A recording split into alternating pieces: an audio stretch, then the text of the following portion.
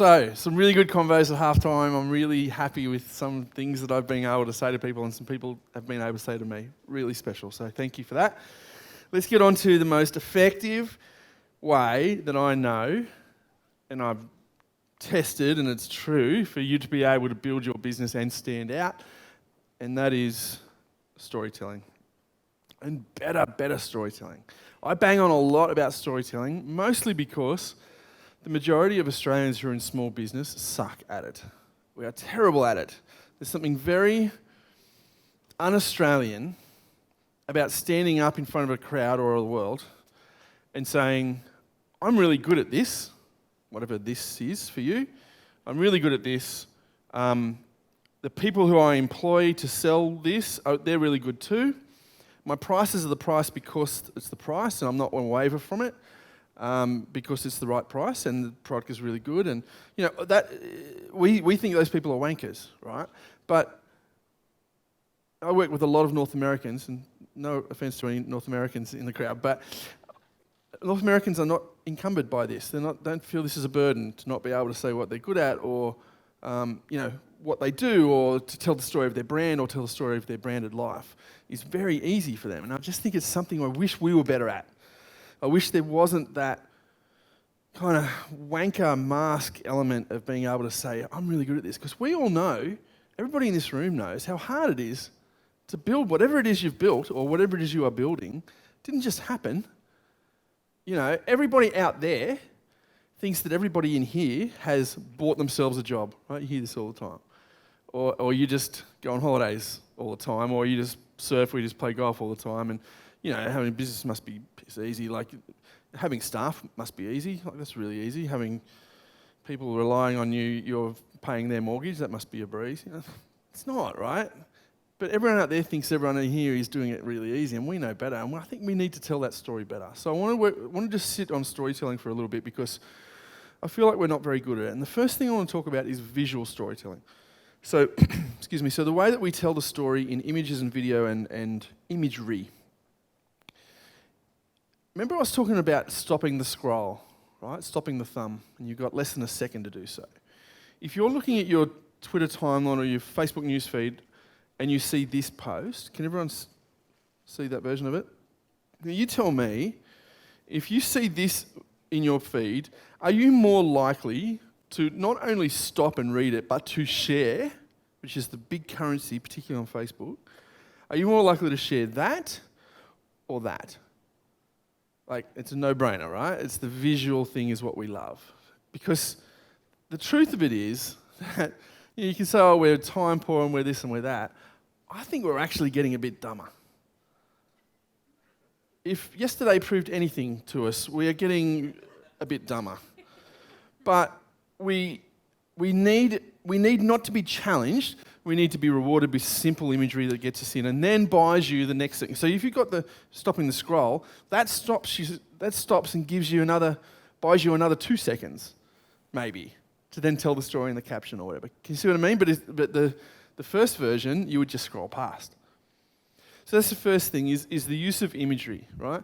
Because on Facebook, this is true on Facebook, not necessarily on everything else, but on Facebook, a post, if you talk about organic reach, so reach, how many people see your post without you paying Facebook to promote it. Currently, when I was at Facebook, it was about 16 to 22% of your fans would potentially see your content on Facebook without you paying. Right, so only 1 in 5, less. Currently, that's about 2%. So if you've got 100 fans on your Facebook page, only 2 of them are seeing your content without you paying. Now, this is definitely not for outside this room, right? But in about March next year, at the end of Q1 next year, that number will be 0. Right? So you have to start thinking now, if you want to use Facebook as a channel to promote your business, you need to think now about having a budget and a plan for how you're going to use that. Now, I don't mean $1 million budget, I mean a $5 budget, or whatever is in your means, actually. Whatever you get 5x ROI from.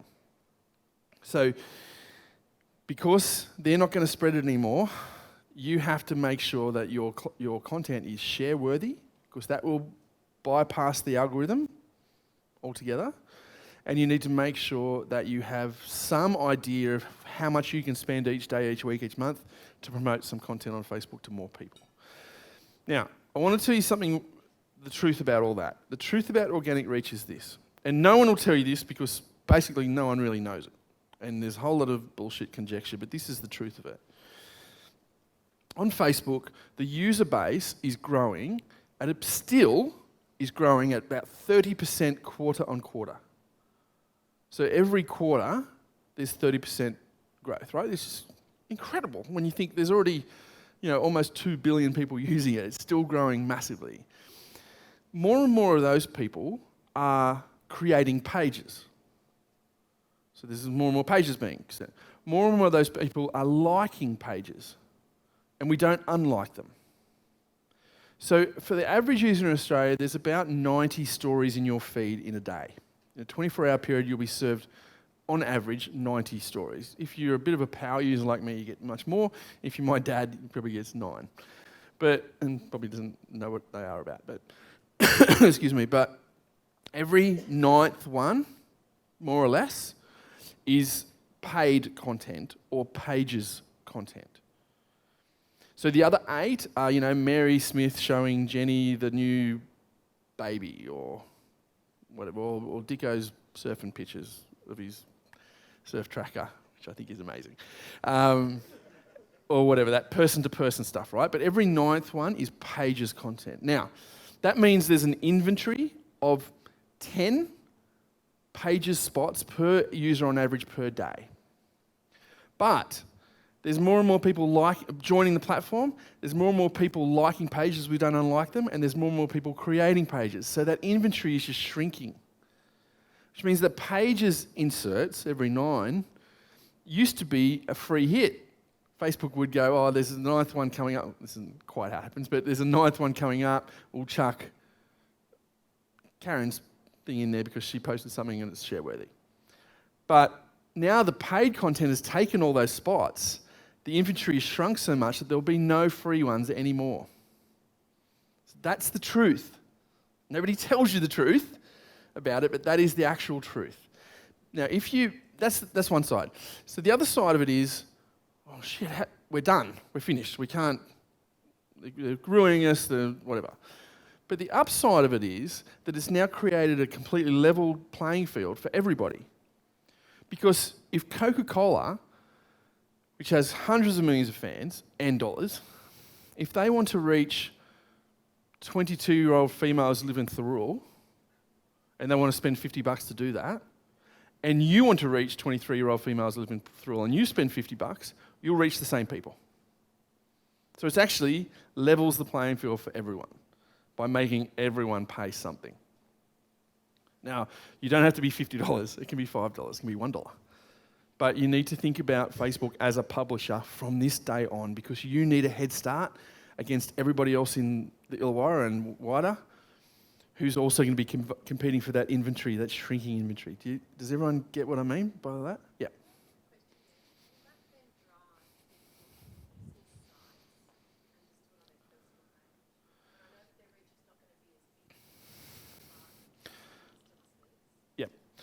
Facebook doesn't want you to do that, not because they want you to pay, but because they want that completely separated. 2 things. As you intimated, you don't have the same functionality on your profile. You can't reach as many people. There's a limit to how many friends you have, but there's no limit to how many fans you can have on a page. Facebook wants you to keep the page and pay because they want that thing very separate. They don't want Jenny Smith to stop sharing baby photos with Mary because that's actually what Facebook is for. And the only people who complain about organic reach on Facebook is us. The users, they'd be happy if they never saw another ad ever on Facebook, right? So I don't think it will because I've got to be really careful about if the video wasn't running, it'd be much easier, but there's changes potentially coming to your profile that will make it almost impossible for you to promote your business on your profile.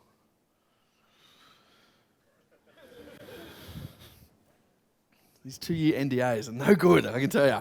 But you don't want to do that anyway. I totally get you. I get it. Yeah, I get it. Yeah, I get it. Right. Glad you asked. So sharing, first of all, if someone comes to your page, which no one ever does, by the way, 6% of anyone who knows your business on Facebook has actually seen your Facebook page. They all see your inserts of the stories in their feed, but they never come to your page. So what I try and do, which is a bit of a ninja tip, what I try and do is send people to the page. Because when they go to the page, you've bypassed the algorithm. Plus, they'll see everything you've posted in the order that you've posted it. So that's kind of the first thing. The sharing thing, sharing is, as a currency, sharing is much more powerful than likes and comments on Facebook right now, for that very reason. Because if I share your stuff, if you've somehow got me to your page and I share something from your page, the algorithm has no control over that whatsoever. Also, if then Karen shares my share of yours, the algorithm equally doesn't have anything. So you want to create share-worthy content, yeah. Facebook will never, never say never, but Facebook should never restrict the sharing capability of any post, because that's actually what holds the integrity of the platform together. Yeah. From an advertiser and a user point of view. I didn't mean that to be so doomsday. I meant that to be kind of uplifting, but we didn't come out that way. So I can answer some more questions at the end about that if there is any, or hit me up as you know. All right. So, excuse me. So, a few other kind of storytelling things that I think work. This old journalism adage of show don't tell definitely works. You know, it comes down to I'm trying to sell you how many buttons are on this thing instead of, you know, showing you what it might do for your life. But it's also using the shark instead of the four long sentences and the hashtag. Like, you know, I want to know, and news services, TV news services are very, very good at this. You know, to go into a Trump rally, so if they're going to cross to a reporter at a Trump rally, he's not standing down the street in the Starbucks. Like, you know, he's in the middle of the craziness, because that shows you what it's really like.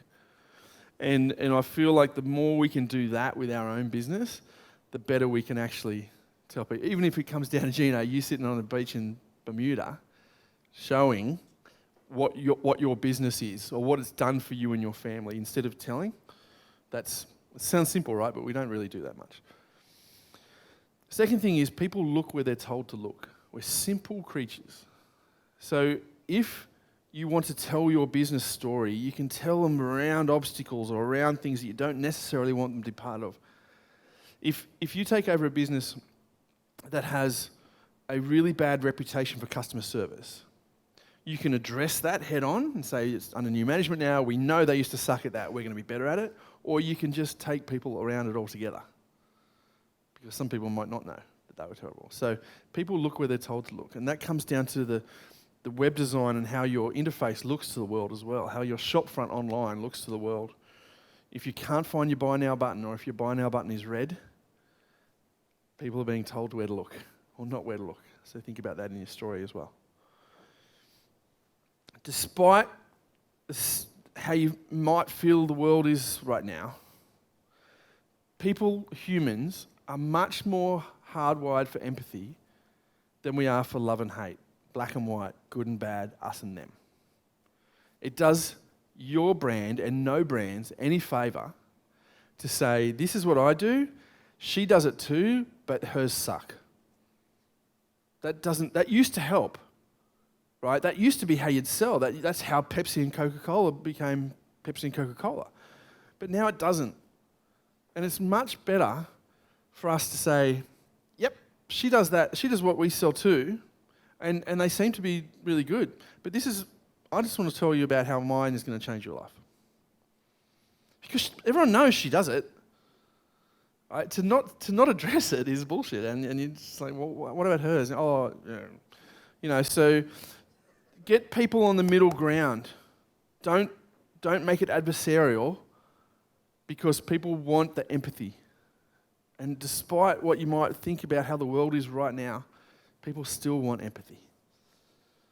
And I know that because every time I tell all of my nitty-gritty stuff, I get empathy. I don't get weirdo or give me a cuddle like I need to cry on you right now. I don't get those extremes very much. I mostly just get, oh, thanks for telling me that. Right? So that's how I think we should think about it in our storytelling too. Politicians certainly know this one, that we are far more affected by brands and logos and messages when we are emotional about them. Mostly scared and sad, but also happy works pretty well as well. So I don't suggest you all get up from here and leave and go and make everyone scared or sad. But there's always an emotional trigger. There's always the emotional hook that makes it back on me and about my children and about my partner and about my health and my sanity and my whatever. There's always that hook. You know, Coca-Cola have only ever used two main words in their branding as themes. Does anyone know what they are? Enjoy was one. No. Happy. Happy and enjoy. Very subliminally, if you drink Coca-Cola, you will be happy. And you will enjoy whatever you're doing. And it's always, the enjoy part was then always linked to a group of people. So you can't enjoy Coca-Cola on your own. You can only enjoy it in a group, therefore you must buy 6 bottles, not 1. That's the underlying psychology of everything Coca-Cola's done. Yeah, absolutely. Best, most simple. A marketing intern at Coca-Cola in Atlanta came up with that. A kid who was doing his summer internship, and he said, you should put everyone's names on it. And people went, oh my God, that's fucking genius. I think he got a job. People are lazy, right? Don't put friction in front of people giving you their money. Don't make them sign up for the blog before you'll show them the product or take their money, right? If someone's purchase ready, get the hell out of the way and let them pay, right? People are lazy, make it easy. And I think you've still got to rely and think about structure in your story, right? I want to give you 2 examples. First one is going to make Dicko very, very happy. Does anyone not know what this is? Everyone knows, everyone shares the same misery, right? Everyone knows what this is. Okay. So, Frozen is a storytelling phenomenon for many, many reasons. But mostly, it's because of the storytelling structure that sets it apart. For instance, this is a Disney film. Right? Disney, the history of Disney is telling stories that are very anti-female. Right? Yet, the 2 most powerful characters in Frozen are female. And they're related. Okay, they're princesses. We can't totally get away from that, but you know, it's still better than having the females have no power.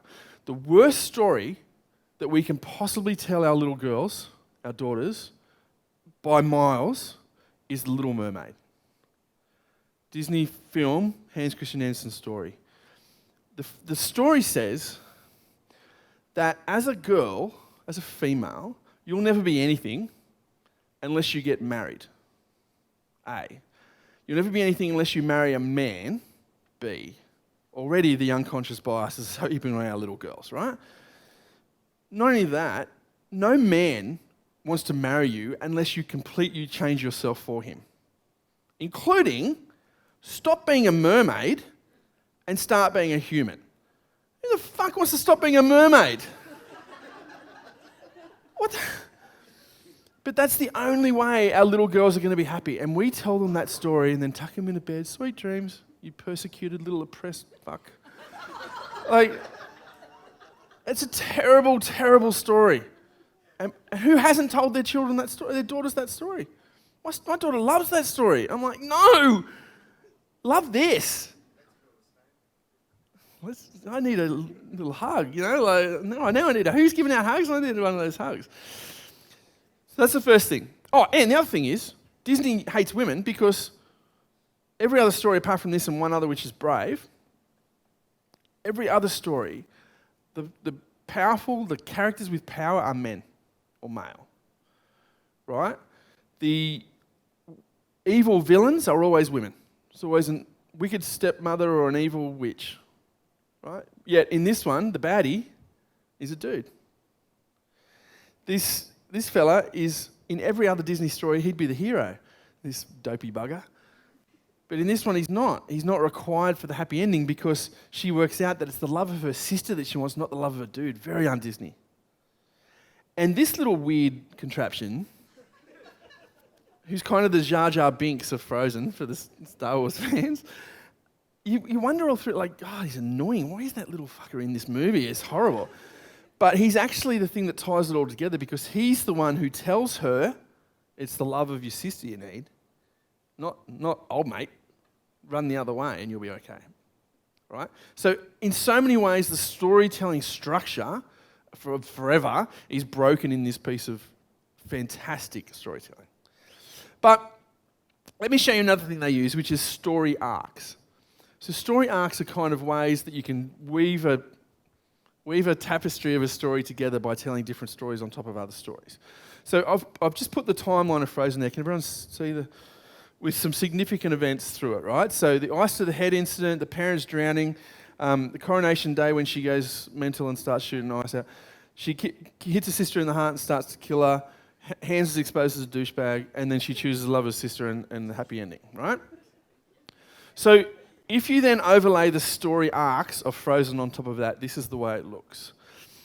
The interesting thing about this, broken down by character, the interesting thing about this is if you'd never seen Frozen, God, in my dreams, but if you'd never seen Frozen, then you would know that these two characters, Elsa and Anna, are obviously pretty tight until something happens, one goes mental, and they split up here, and then they're back together at the end for the happy ending. That story arc runs through, right? Then you can see Hans is not in it at the start. He comes in here. You think he's okay. No, he's not. He's a jerk off. And then he's out of it before the ending, which facilitates the happy ending. You can see that he's not in there. Kristoff, who would be the hero, he's in it at the start and he's kind of a story arc that ties all the way through. And he's in the ending, but he's not required for it. And then the weird little snowman is the thing that ties it all together. So why am I showing you that in relation to your business, apart from just showing you how often I have to look at Pixar films? This is a 6-week, 42-day timeline leading into an event in your business, a milestone in your business. So for the sake of this exercise, I'm going to say this is a 6-week lead into ABC Boutique opening a second store, bricks and mortar store, right? So the planning and the marketing and the storytelling of that, you don't just do the day before you open the door. You do it 6 weeks out. And I'll show you how. So this first yellow one is and we're just going to say it's Twitter accounts, right? This is the Twitter account of the ABC Boutique. So 6 weeks out, we start talking about getting a new store. We're looking at all the real estate agents, and they're all been, Gino's the best one so far, but we can't get hold of him because he's in Bermuda. And so we found a place, and we're doing all right. And okay, we're fitting it out now. We're pretty excited. It's going to open tomorrow, and it's right up to the end of the day. So you can see every day at the end there's a tweet, right? So that's one story arc. The next one then is Mary Jones, who owns the boutique. So she tweets every few days pretty sparingly about how they've got a new store. She's pretty pumped. It opens in a few days. We've fitted it all out. We've got a manager. It opens tomorrow. We're excited. The next one is then Jenny Smith, and she works in the boutique. So Jenny's not going to go, oh, I love this place. I can't tweet about it enough. Super. Like, it's not very authentic, right? So she tweets kind of sparingly. But she also tweets every few days. A week goes past there, another big week. And she opens the store tomorrow. She's the manager, and she's pumped about it. We're opening tomorrow. Through all that, then, is the Olaf of just retweets and ad hoc engagement that tie every part of the story together. And then the last thing you might do is drop in some blog posts or something from a different channel every, say, on the week, and then at the end, a bit more prolific and opening tomorrow. So, can you guys see how you might plan your storytelling in this way too? Where, for instance, Sharon and Kelly, Shaz and Kelly.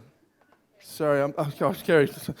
So you guys have, this is the need a feed, right? But you're coming up to a big media launch or something. Right. So this is you, Shaz, and then other voices in your business all tweet the same, but you don't all tweet at the same time, the same message, the same moment.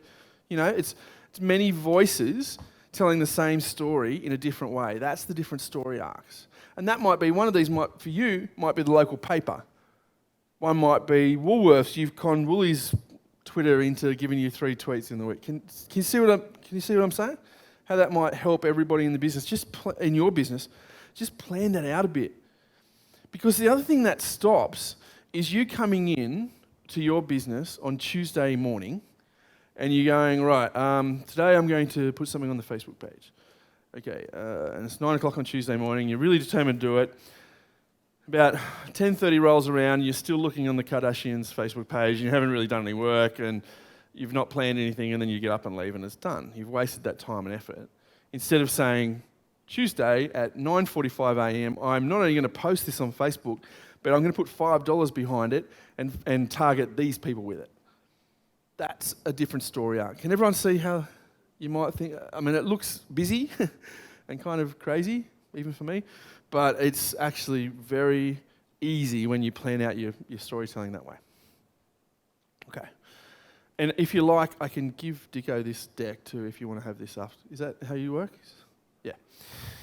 So that's the structure. Then the next problem we have as storytellers is just starting the story. You know, to be able to get people into the story. What happens in a sales environment tends to be, if I'm selling Karen something, or Karen's selling me something, and she comes at me and I know she's going to hit me up with something. She's going to try and sell me something. So I am kind of like this, going, okay, come on, let's get it over with. It belittles us both, just do it, you know, instead of being open and ready to listen, because she's in sales mode, as we all are all the time. Whereas if she comes up to me and says, I want to tell you a story, then I go, oh, okay, yeah, tell me a story. You can sell to me then, through the story, but I am at ease because everybody loves a story. Who doesn't love a story being told to them, right? But who wants to be sold to? No one. So something as simple as, and I do this at the start of every gig, is I'll say, I'll tell you, I don't know how I did it today, but it'll be something like, I'll tell you a story, or I know this guy, or there's this business that I work with, or something like that. And you can just, and I can see people, because I see everyone, right? And I can see people physically go, shoulders drop, and okay, he's not going to sell us something. He's not going to sell us that book. It's at the back for $29.95. You know, so that's the big difference. That's how you get someone in right from the start. And then, then the structure takes over. And every story that's ever told, branding or otherwise, is told in there's 3 parts to it. The way it was, the way we've changed it, and the way it is now. Or the way it was, the way we are changing it, and the way it will be. Right? But if we extrapolate that out a bit further, you come to this. So when you are a little baby and you're under 1 year old and your brain is forming, there's 1, maybe 2, if you're really lucky, more than 2 people in your life who are your entire world. They're everything to you. They feed you, they bathe you, they keep you warm, they pull stupid faces and make funny noise at you. They're your entire universe. And in that moment, in those moments, when your brain is forming and growing, those people are your life, and those people are telling you stories based on this concept, on this structure. Really simple template about, once upon a time there was 3 bears, or a little girl with golden hair, or a mermaid, who won't be for long. But because that happens when we're a kid, as we grow, then when an adult tells another adult a story based on their branding and stuff in this structure, we accept it, we trust it, and we go, right, okay, tell me a story. I know how this is going to go. Once upon a time, blah, blah, blah. And then every day we did this, but then one day we changed it, and because of that we do this, and because of that, something else has happened until now everyone lives happily ever after. And I think about this structure, those 6 lines, I think about every time I write a tweet or a Facebook post or design a complete video series or a complete website or whatever it might be, big or small, comes down to that for me because I know it works. And I know that I can tell the story, the brand story of any business on earth in an attractive and fun and engaging and convincing and persuasive way if I use that template. I'll give you an example. Actually, let's use you as an example. Who in this room has a business? I have to be careful how I say this. You think it's ace, and you think it's really exciting and interesting and fantastically engaging and interesting, and everyone else thinks it's boring as batshit. Yes, you do. Okay, so, and you said you had trouble with your messaging too, right? Sorry, what was your first name? Laura, thank you. What's your point of difference? Come on, why you? Everyone can say I am.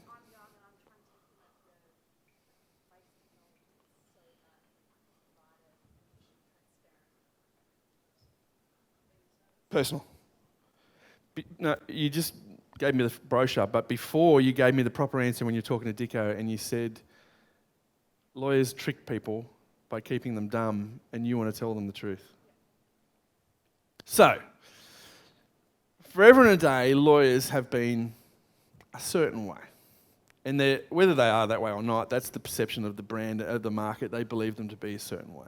Every day, they tried to keep their clients in the dark because they had to charge a really good billable. And the only way they could do that was to make you feel dumber than them and to make you feel like they're performing some sort of sorcery you couldn't possibly fathom or manage yourself.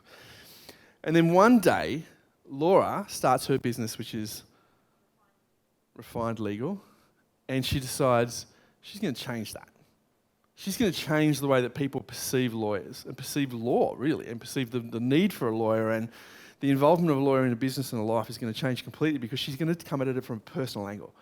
She's going to come at it from an angle not of keeping you in the dark and making you a mushroom, making you stupid and making you pay stuff you don't understand, but actually telling you why the billable is the billable.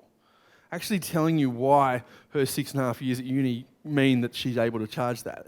She's the best at it. She's young, she's using tech, she's using social, she's using everything that you want to use in your own life. She's using that and can communicate with you and your customers better. And because of that, Refined Local grows. And it grows and it grows and it grows. And it not only has a shop in Wollongong, but it's now all over the East Coast, and she's about to open in Perth as well because people trust it. People know that they still need a lawyer and they still want this stuff done, and they know it's still going to be expensive, but at least they know what they're paying for. And because of that, and this is the important one, because of that in the capitals, then that means more business people are protected. That means more punters and your customers are protected. That means more people are taking up the proper channels to law instead of dodging around and get bitten on the bum down the track. And it means lawyers now are starting to have a different perspective with people. People think of them less as the bottom feeders and more of the people that they really need in their life and they really trust and they have empathy for and they really engage with, and it's because of Laura. Until finally, everyone lives happily ever after. That's how your business grows. Right? We did. Right? Can you see how that takes all the messaging? Like, I don't care that you gave me the brochure before and you're still doing that a bit, right? I don't want that. If I want a lawyer, if I need a lawyer, then I need a lawyer. It's not like I need jeans or I need food. If I need you, I really, really need you. And so I want to know that I can trust. I'm happy for you to pay whatever your billable is. I'm happy to pay that if you tell me what it's for. And if you tell me I absolutely cannot do it on my own, then I will pay you whatever you want. Right? If I trust you, if I know who you are. The only way that I'm going to know who you are is if you step out from behind that brand and Refined Legal becomes Laura, not the other way around. Is that cool? Can everyone else see how you might use that in your own brand? In every bit of messaging. You know, the way the status quo, the way the business always was, whether the industry or the world or the country always was. You know, real estate has always been this way. Every day it's been the same. But one day Gino starts his business and does his point of difference, whatever that is. And because of that, we do this. And then when you get to this one, this is where you include people. This is where you make it about humans. Right? So if you're talking about self-managed super, right? Wait a minute, is there any self-managed super? Oh, no, people who sell self-managed super. Like, that's boring as batshit, right? It's really hard to kind of engage people in that. Likewise, I worked with a couple of funeral clients. Really hard to message because you don't think about it, and you even don't want to think about it when you need to. But that then becomes, of the self-managed super, one day we decided to make it all online and make it customer focused. And because of that, our business grew. But because of that, it meant more people had created and saved and preserved wealth for their children, which means communities grow, which means, capacity grows in the community, which means there's happier communities, which means there's less mental illness, which means there's less male suicide because of self-managed super. You see how you get there? If you make it about humans. Your storytelling must be about humans, regardless of how staid or boring you think your business or your messaging is. It's always about humans. Okay. So what's your story? Are you ready? Are you thinking any differently about your story to when you walked in this morning? I really hope that's true, even if it's just a little thing. I'd love you to just think differently about one thing and for that to be it. For you to be able to say, if you go back to what you wrote at the start, and if it's still the same, I haven't done a very good job. So let's revisit that. Oh, in a second. Oh, this is white and it's not really... Anyway, I should have known that.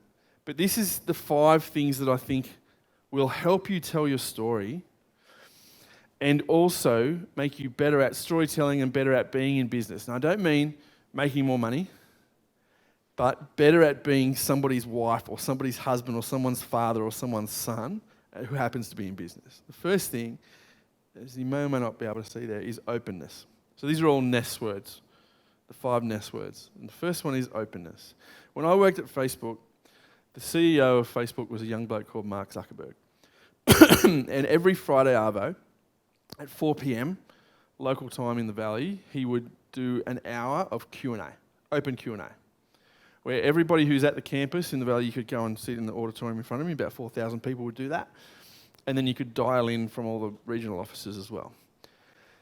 And he would make the 14 directors of the company come in on Friday hours, and they sit in the front row, and you can ask them anything too. And then all the heads of business had to sit there and you could ask them anything, but everyone just asked Zuck everything, because why would you ask someone else? Like, there he is. And in your first week, in your orientation week, you sit just behind all the directors. It might be 10 people, it might be 100 people, it might be 7 people, whatever it is, and you're encouraged to ask Zuck something too, but of course you don't, because you just think like, you're like, is this Disneyland? Where am I? Like, this is just the most weird thing ever after a week of it. But the point of it is that I don't know too many CEOs of billion-dollar companies who stand up in front of their entire workforce and say, have a go. Ask me anything you like. I said to you that I was there and that I was on the campus the week that we bought Instagram, and it was brutal. The asking me anything was brutal that day, because people literally, he gets up and he's like, okay, this is what's happening this week, maybe 4 or 5 minutes of what we're rolling out, Okay, so here we go, Q&A, ask me anything. First guy stands up and he goes, Zuck, Instagram, what the fuck? Everyone was like, yeah, what? And he went, we're terrible at photos and video and we want to buy those people. And everyone was like, not happy with that, but you haven't made too many mistakes, so we'll wait and see. And he was right, of course. But the sense of sitting in that room or dialing in and being able to ask the CEO of that billion-dollar company something which affected you and anything you liked was not only incredibly inclusive, but it was so empowering. You really felt like, the chip's been activated by then anyway. You've drunk the Kool-Aid well and truly by that time. But if you hadn't, that gets you in. And I wonder if that's the business that you're operating or if that's how your customers feel about you. If they feel like they could ask you anything or if they feel like you're behind a wall. Because if they feel like they can ask you anything, then they're included and they're empowered in your brand, which means they're far more likely to give you money. Far more likely. If you know that you're approachable and whatever, and unless you're on holidays or unless you're in de-hustle time, ask you anything, that's pretty empowering. So that's the first thing, is just an openness. The second thing then is boldness. Boldness is the sexiest trait a human being can possibly have. Boldness is so attractive and so compelling that you can almost get away with anything. You can persuade anyone of anything if you're bold about it. If you're meek about it, meek is crap. But bold is like, I'm going with the bold dude, right? But there's a line where boldness becomes arrogance. And it's a really thin line, actually. And I've crossed over it a few times in my life. But up to that point is incredibly attractive. Boldness is saying, I'm a young woman who lives in Wollongong, thanks, Megan, and I'm a lawyer, and I'm going to change the face of how you see lawyers. And I'm going to have 20 branches in Australia and New Zealand by the end of 2018. And if you tell me that, I go, all right, let's see that. I'm with you. I'm on that journey with you, right? Whereas if you go, oh, I'm a lawyer, I'm pretty much like every other one, and I'm just hoping that I've got my one practice still open in a few years. I go, see ya. I'm going with someone else. But if you then go, I'm the best thing that's ever happened to law, and if you don't come with me, you are wasting your time and you're going to go broke. That's this side. You see how there's a very fine line, right? But boldness is super attractive, and we don't do it enough. And this is the only time I'll ever make a gender-specific comment in this presentation, but women are particularly poor at being bold in business in Australia. And you can hate on me for that, but it's true. Unfortunately, because actually, you're the ones who should be bold, because not only are you running a business, you may or not be running a family and a household and yourself and everyone else is around you as well. Men don't do that. We're staying the course, man. Don't talk to me about anything else. I've got to do this. Right? So boldness is incredibly valuable and incredibly sexy and incredibly rare. Let's make it not that. The third word then is mindfulness. Now, forgive me, you probably already know I'm the lefty hippie, right, by now, but I just feel like if we're connected to ourselves in a regular and concentrated and purposeful way, then we're going to be much more connected to our market, to our customers, to our market opportunities, to everything else. The only way to do that is to be mindful. And by that I mean to concentrate on where you are in the moment at the moment. For me, if I'm not... Now, I meditate a lot, right? But I don't sit cross-legged and close eyes for 20 minutes to meditate. I've got 4 children that are 7 years old, right? So for me, it's traffic lights and ad breaks. If I'm sitting watching TV, an ad break comes on, I can think for 5 to 10 seconds, I'm meditating. I say, right, I can feel the lounge under my bum. I can hear someone telling me a story that's gone on for 45 minutes and still hasn't finished. That's my 4-year-old. I can hear the TV, I can hear something else, I'm okay. I'm in the present moment. Or if I pull up in a traffic lights, red light, I can do the same. I can hear the radio, I can hear the birds chirping, I can hear the kids throwing things at each other in the back, I'm okay. For me, and my mental health especially, all the trouble for me is in the past and absolutely in the future. I'm 2 weeks ahead of bad news, right? Something bad is going to happen to me today. I'll guarantee it. So, but in the present moment, nothing's happening. In the present moment, each second, if I concentrate on this present moment right now, I haven't hurt anybody and no one has hurt me. I haven't used anything I shouldn't because of my addiction and nobody has suffered because of that. I haven't told a lie. I haven't cheated anyone. No one's physically or emotionally hurt me in that moment. And this moment, and this one.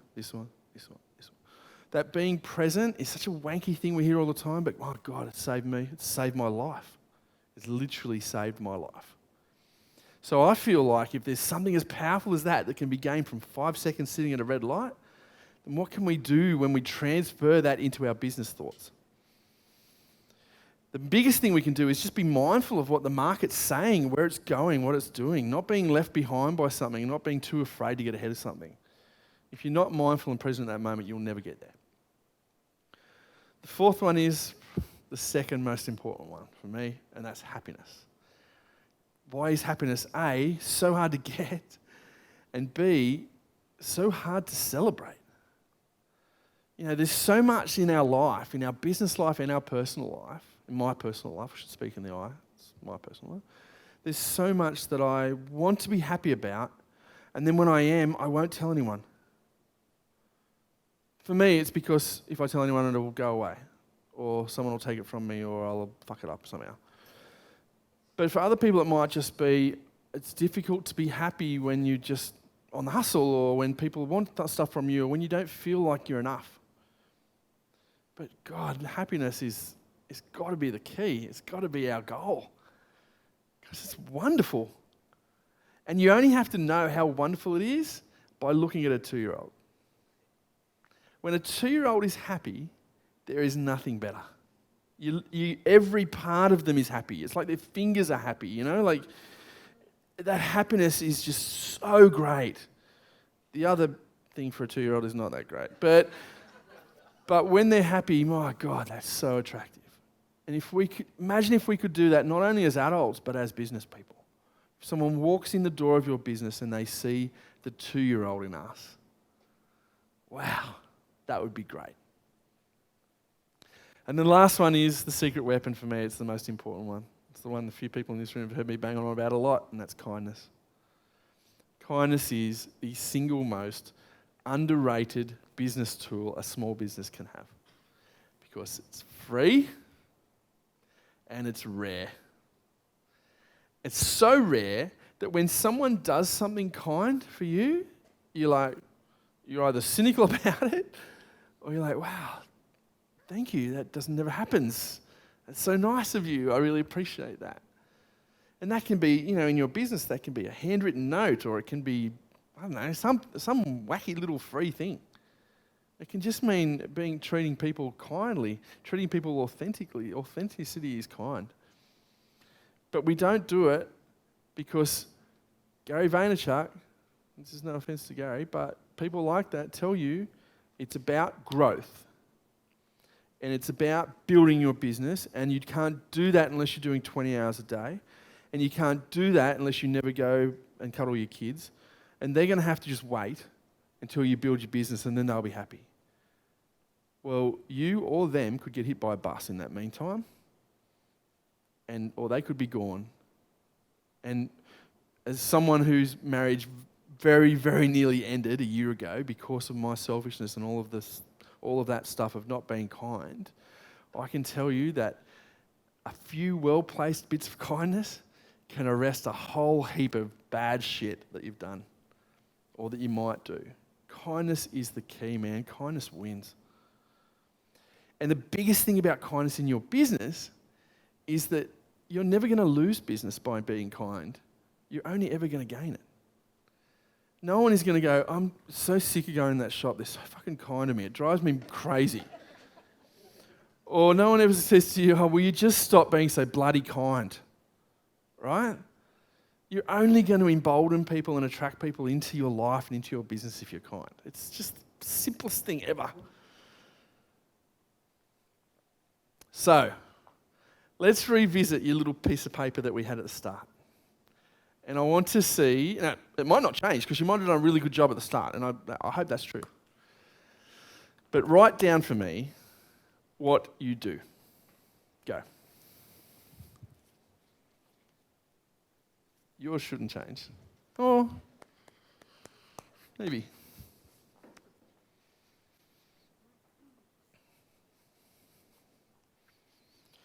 And if there's anyone who doesn't, is there anyone who doesn't know someone else in the room? They've never spoken to somebody else in the room. It has to be, right? Right. So, in the next break, let's just try this out. Not in a, oh, hello, B&I way. I don't want you to do that. But I do want you to just, maybe if someone does say, oh, hello, I'm Nick, what do you do? See which one you go with. I was talking to Alex before about, when I asked you this question first, what do you do? And I guarantee, every time I do this, half the room goes, Because the first thing is what they do. The second thing that they write down is what they think I want them to write down. Or what they think the world thinks they want to write down, right? The very first thing that comes into your brain is what I want you to write.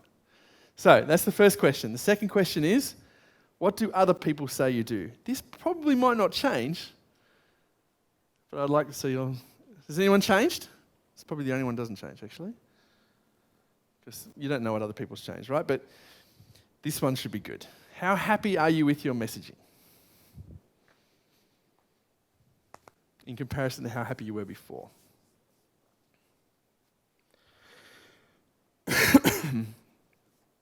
Okay? And these two shouldn't change, hopefully. But I want you to think about this because it's important when you leave here and when you see other people and you start to say to people, I feed people, or what do you do? No, I don't care that you're a lawyer, right? Or a greengrocer or a web designer. I don't care. For me, that's how many buttons this has. What do you do, Laura? Who knows what Laura does?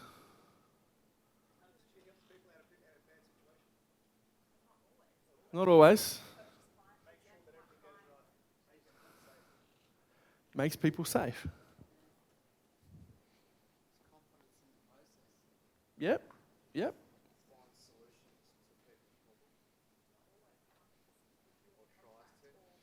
But even if you're reviewing a contract, you're still a problem solver. You solve problems. Now, we're all doing a lot of free mentoring here for Laura, but I don't want you to stop thinking about yourself either, because I guarantee you that you all got that wrong the first time I asked you. Oh, maybe if you've seen me do this before, you might not have got. You might have been a bit heads up, but we can do better than that. Really, we can. All right, 3 things I want to leave you with are the 3 things that I live by. And it sounds so Tony Robbins. Sorry, I didn't mean that to be stand up and we'll clap. But the first thing is, I think the opposite of fear isn't courage. I think the opposite of fear is curiosity. And as a business person, I think curiosity is the best thing we can have. Because if you're not curious, you're never going to try, you're never going to change, you're never going to take a risk, right? You're always going to sit in whatever you've been dealt. And I can tell you that curiosity does conquer fear much more than bravery does. I really encourage you in the next 4 weeks, say, as you leave here and start to think about what you do and how you stand out, how to make yourself stand out, which the other 3 of us have banged on and will bang on about this weekend for you. Think about where curiosity fits in that. Are you pushing yourself? Are you stretching yourself? Or are you sitting in the same thing you've sat in since 1997 and you will be in 2027? Get curious. The second one is then, I'm not a perfectionist. In all of the madness in my head, of which there's plenty, perfectionism, thank God, is not one of them. But who is that? Who's the perfectionist? Put your hand up real proud. Right? These people are not only driving themselves crazy, but they are also shitting every single person who interacts with them in their life. Perfectionists, you need to stop it. Because A, it's the most futile thing you'll ever chase. Right? The most futile thing you will ever chase.